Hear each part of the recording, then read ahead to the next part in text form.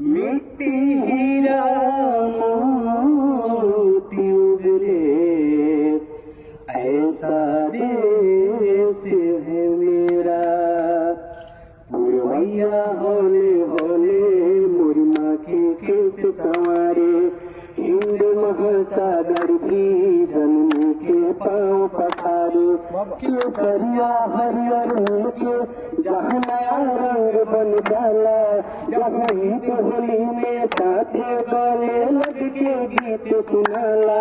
रमजान में राम दिवाली अली खुशियरती साथे अजान।